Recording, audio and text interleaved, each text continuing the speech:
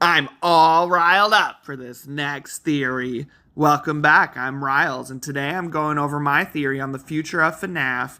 Now that we know Edwin created every foundation for this franchise, and Afton just bought him out, let's see where we're going next, how, and why. I'll take a look at Security Breach and Secret of the Mimic, and more to show you the epic final battle between the Murray family and the Afton family, or what remains of them in their animatronic mimic forms.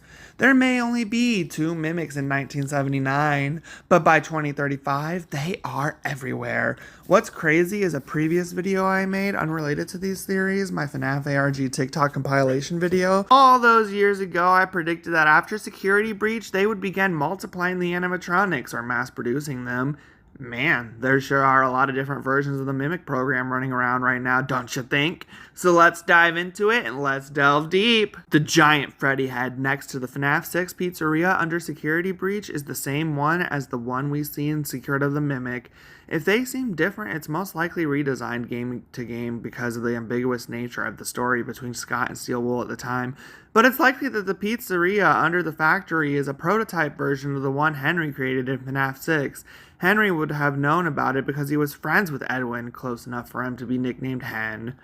The factory burns down eventually, and then the Mega Pizzaplex was built around the remains of the factory. Everything is so similar between the two games. They're not one-to-one, and they don't need to be, because the factory burnt down. But we find tunnels connecting areas that go deeper into them that mirror the layout of the factory, and the tunnels that go deeper into the hidden prototype pizzeria. And below all that, more tunnels, just like in Security Breach. Similarly designed maps based around each other connected through certain areas of each location. We see Afton trying to build around the remains of Edwin, encase him, hide him away, but he's only succeeding in mixing up their stories. One such story is the Monty golf attraction. To defeat Monty, you eventually end up shooting balls at targets to build up a meter. It's quite strange and random and seems misplaced compared to the rest of the area, the huge mini-golf section. But it's quite comparable to the Foxy Puppet Theater, right? Where you shoot targets to fill a meter and progress the story.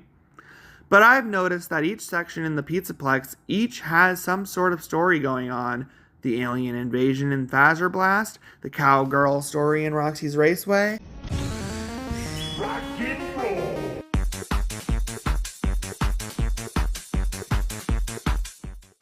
And where did Monty's story start? By getting rid of Bonnie.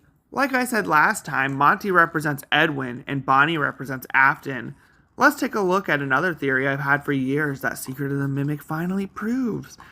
I always thought somebody purposely reprogrammed Monty to be more aggressive and want to destroy things, and to especially hate Bonnie because he was part of the band and Monty wasn't. That same person programmed Bonnie to go to Monty Golf when Bonnie had been banned because of Monty's aggression. So when Bonnie shows up in Monty Golf, Monty immediately attacks Bonnie and eventually gets to replace him in the band. We all know the Mimic is in control of the Pizzaplex and is able to reprogram other animatronics to attack Gregory, and that his program typically enhances the personalities of each bot, so it's obviously the Mimic who caused all this to play out. The Mimic wants to take his revenge against Afton, fight back against him, and take back what was originally his. It's the Murray family against the Afton family. I've been saying David is Tiger Rock, but I actually think it might be Edwin. And thematically, this would make sense. So let's think about it. In his final moments, Edwin hears words from the Mimic about his son, how he was always so dismissive even if he thought it was comforting. His final thoughts before death were of David. Then, as a spirit, he's now inside a costume as a performer, put there to entertain his son. Look at the size of the Tiger Rock suit. That's an adult, not a kid. This whole Secret of the Mimic game has been about acting, playing, performing, entertaining. Edwin being Tiger Rock instead of David, forced like Arnold to entertain David, would also reflect Afton being punished in his afterlife in Ultimate Custom Night, forced to relive his horror too. Edwin is forced to play with his son forever, so who's punishing him? David is the only one who would be mad at his father, so if Edwin is Tiger Rock, where's David? Well, Think about it. There's childlike giggling around Tiger Rock's appearances. That's David giggling. We just can't see him.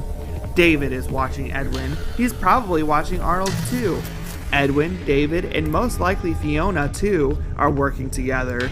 The family is obviously against Fazbear Entertainment coming into their factory and stealing their ideas, their blueprints, their robots, so their underlying goal is to prevent them from doing that. Everything Mimic 1, Fiona, is doing the whole game goes towards this. Even if you end up going into the house and completing your mission, you still ultimately fail at the end and act so clearly in defiance against Fazbear. This defiance continues throughout the years until finally in the Pizzaplex it will climax into the final battle. Until my next theory, stay tuned for more evidence on this prediction. If you enjoyed this video, please click like, and if you want to see more, hit that subscribe button. Comment down below what you thought and what you'd love to see more of. That's all for now. I'm Riles. Thanks for watching.